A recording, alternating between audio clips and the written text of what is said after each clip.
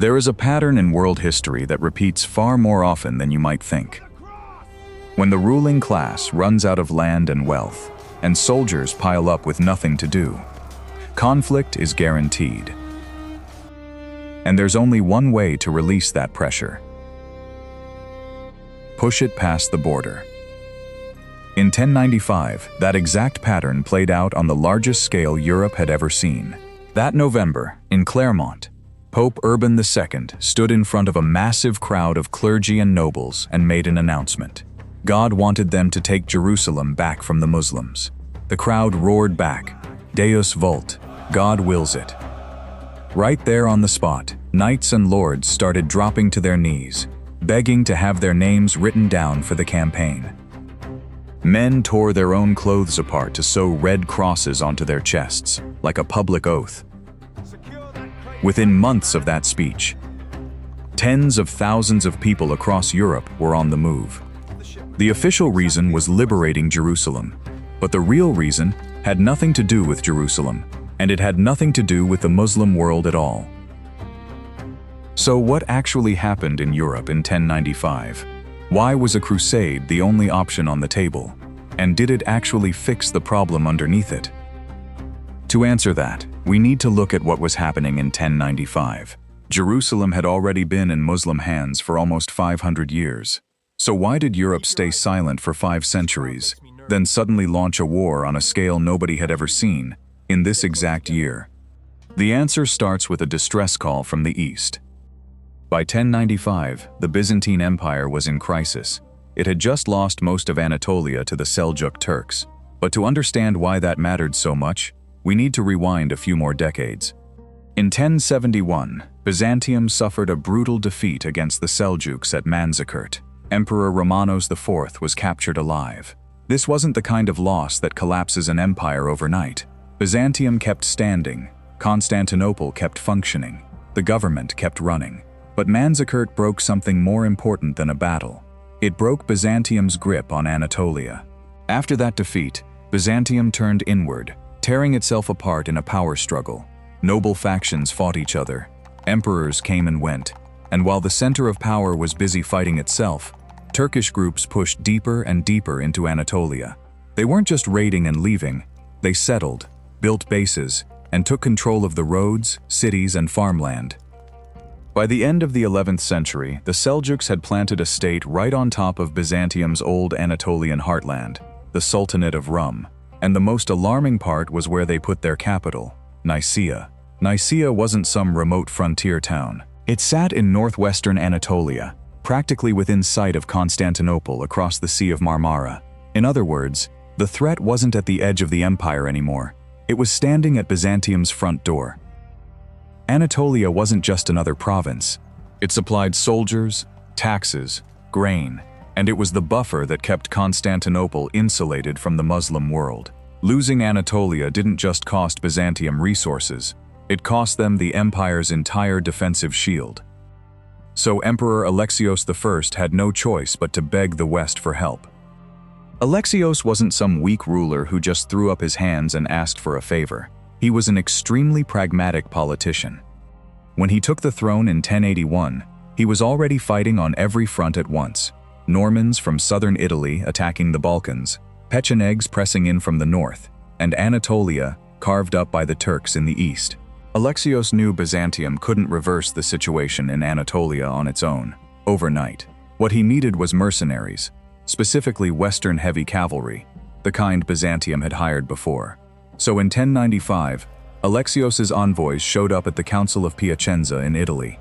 They told the Pope and the Western clergy that Eastern Christians were in danger, and that Byzantium needed military support against the Seljuks. Here's the crucial part. The original request was a fairly specific diplomatic and military ask. Alexios wanted troops. He wanted Western help retaking land in Anatolia. He never asked for tens of thousands of civilians, knights, lords, and priests to march across an entire continent and launch a massive religious movement. But that simple plea for help landed right in the middle of a Western Europe that was already sitting on a pile of its own problems. And it was those internal problems that turned a request for aid into a holy war. By the end of the 11th century, Western Europe was a patchwork of countless lords, castles, and noble bloodlines. On paper, most regions still had a king, but real power was scattered across individual lords, each with his own land, his own army, his own castle, his own enemies. When land is the main form of wealth in a society, a dispute over land is basically a declaration of war. Lords fought each other over land, over inheritance, over honor, over blood debts between families. This wasn't just a handful of hot-tempered nobles who liked to fight. In large parts of France, especially the south and center, central authority was almost non-existent. The king held the title, but he couldn't always force local lords to obey him.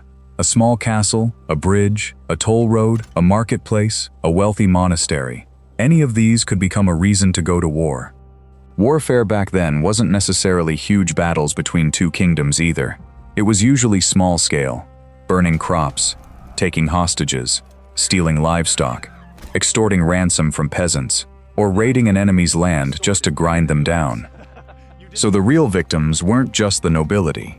The people who actually paid the price were peasants, clergy, merchants, pilgrims, and the communities living in the shadow of every castle. Below that entire structure sat an even more dangerous group, the knights. Today, the word knight conjures up images of honor and romance, but in the 11th century, a knight was simply an armed man who lived off war. They needed battles to build a reputation, plunder to make money, and land to gain status. Take away the war, and they'd manufacture a conflict themselves.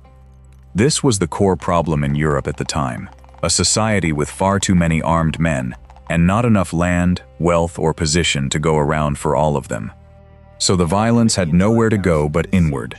Lords fought each other, knights raided and pillaged, and ordinary people, along with the church, kept getting dragged into wars that had nothing to do with them.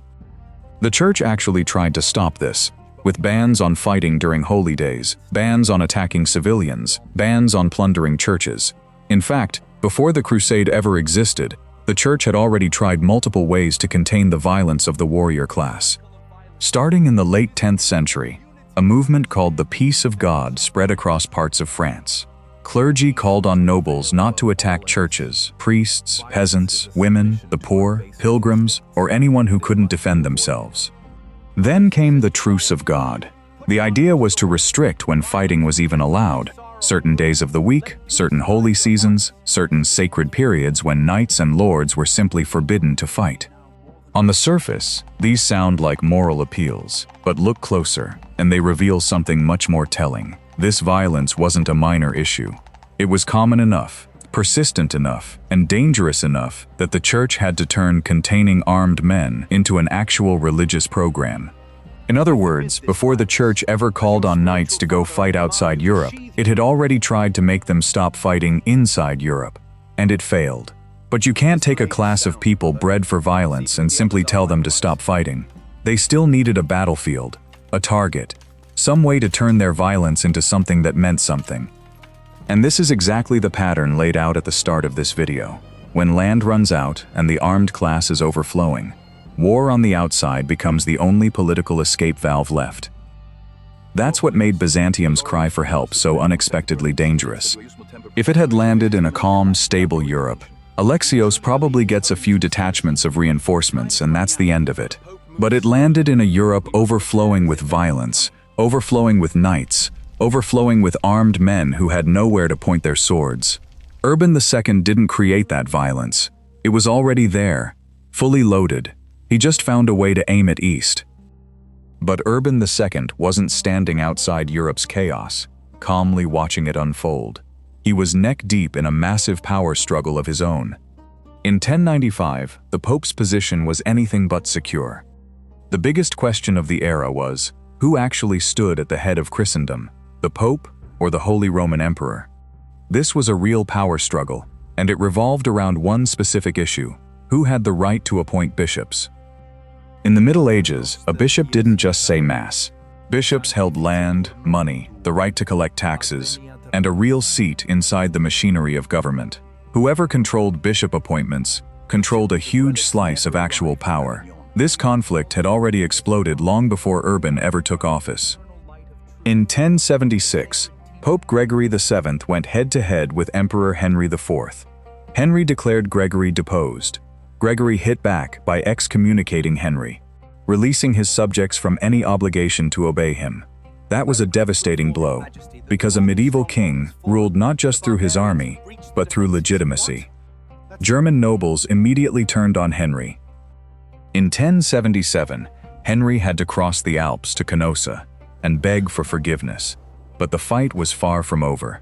Once Henry rebuilt his power, he struck back, declared Gregory deposed, and installed his own rival pope, Wibert of Ravenna.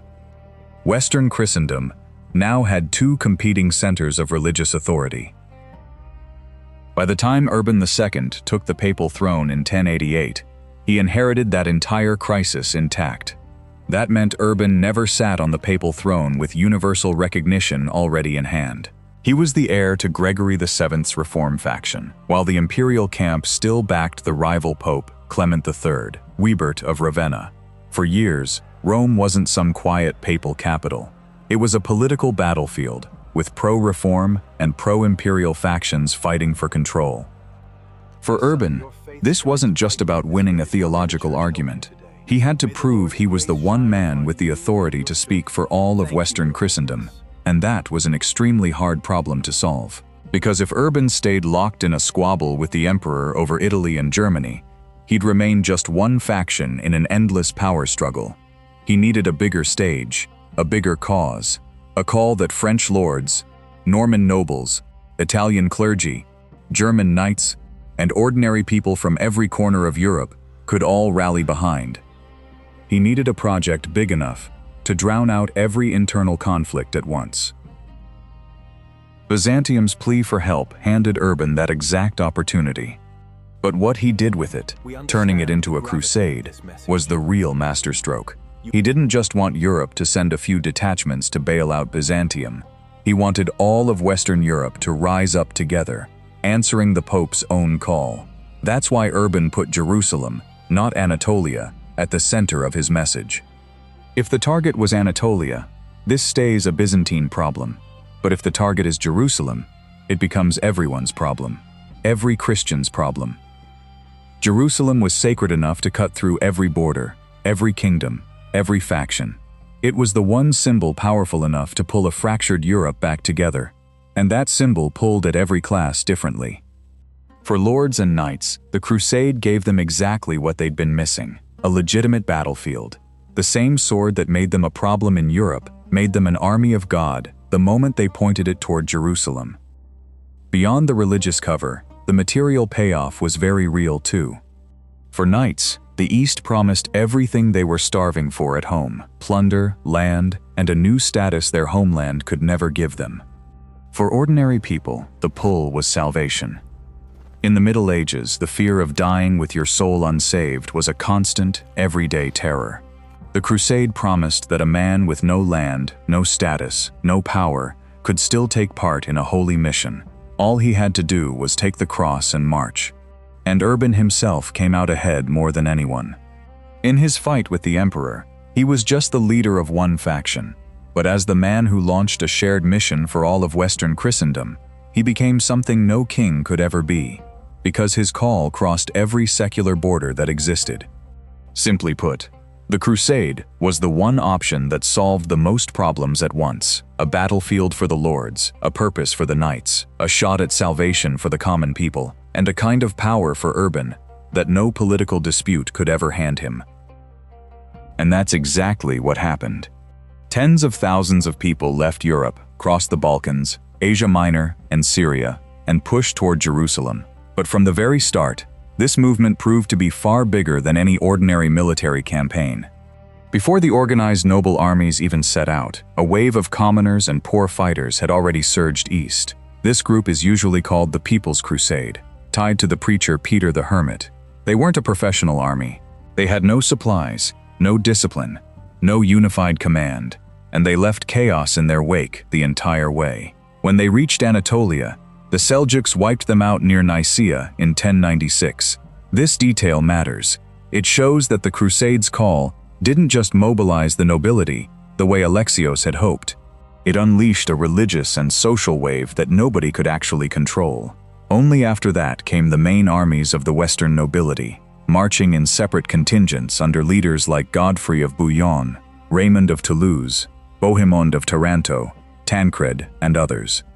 When they reached Constantinople, Alexios pushed the Western leaders to swear an oath. Any former Byzantine territory taken back from the Turks would be returned to the empire.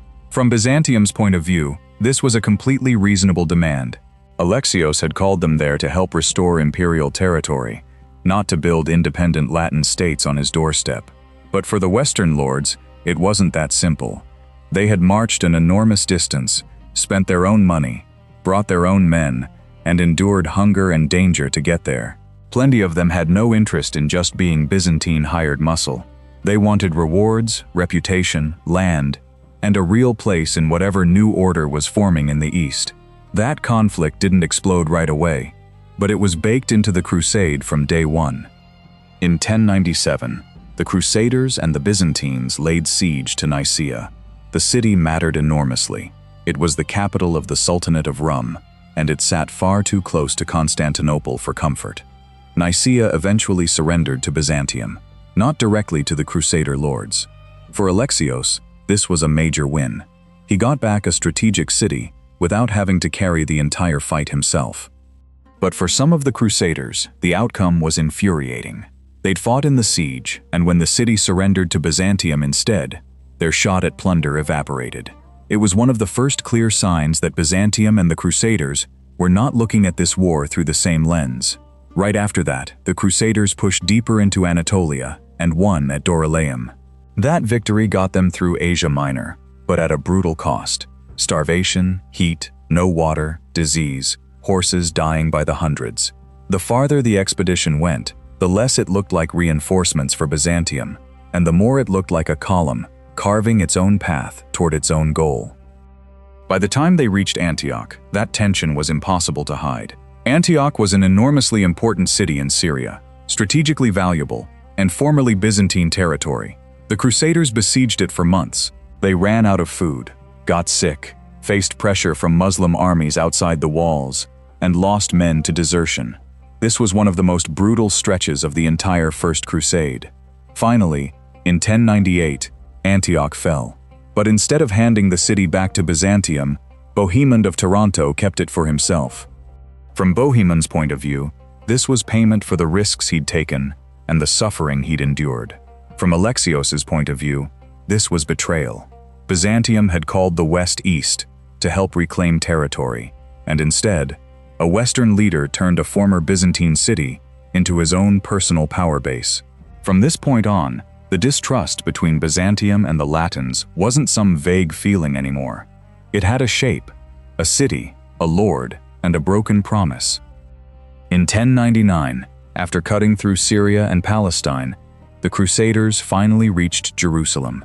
By the time they laid siege to the city, the Crusaders themselves were exhausted, short on water, food, and siege equipment. But after building siege towers and launching their assault, they broke through the defenses and took Jerusalem in July of 1099. This victory sent shockwaves through both East and West. To Europeans, it looked like proof that God was genuinely on their side. An army had marched out of Western Europe, crossed thousands of miles, survived starvation, disease, and its own internal fractures, and still managed to take the holiest city in the world. But in Jerusalem, that victory came with a massacre.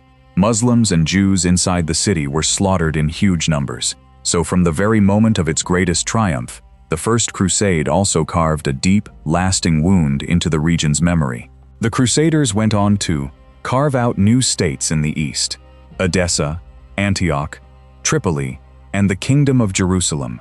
Judging purely by its stated goal, the First Crusade was a complete success.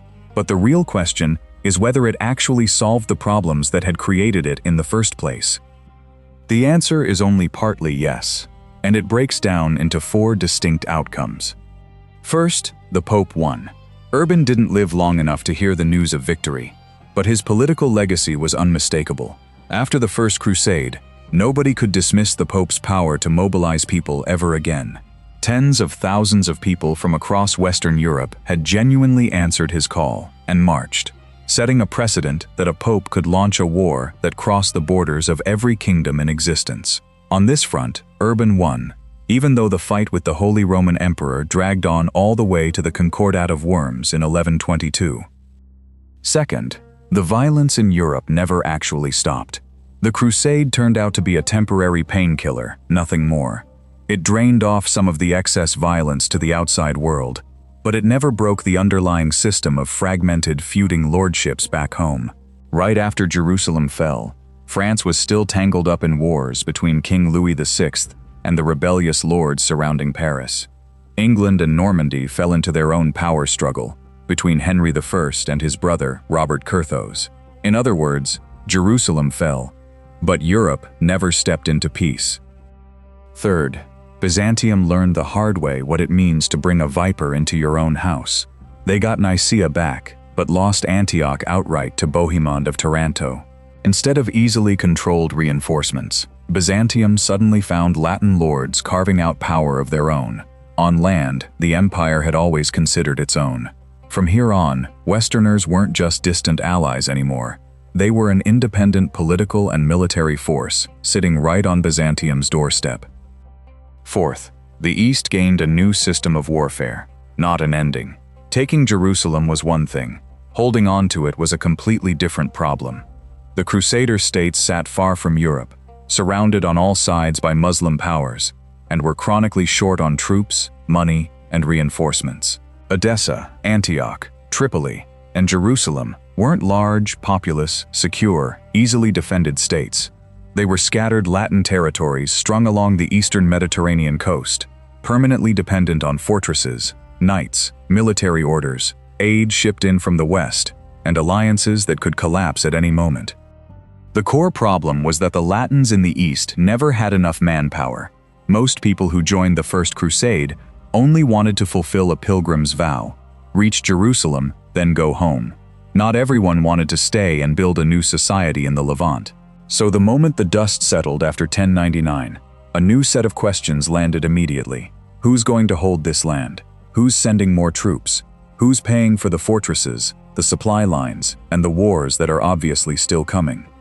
That's exactly why the First Crusade never actually closed the loop. It created a new system that had to be constantly fed with people, money, faith, and war. In other words, the First Crusade succeeded at taking Jerusalem and boosting papal authority, but it failed to fix Europe's violence, failed to earn Byzantium's trust, and failed to bring any real stability to the East. So what actually happened in Europe in 1095? Urban II didn't build an army out of nothing. He took a violent crisis that was already loaded and ready to go off, and wrapped it in sacred purpose. He handed it a grand mission, then pointed it east. You've just watched a video about the true causes behind the First Crusade. To join us as we explore more medieval European history, battles, and politics, hit subscribe and drop a like on your way out. See you in the next one.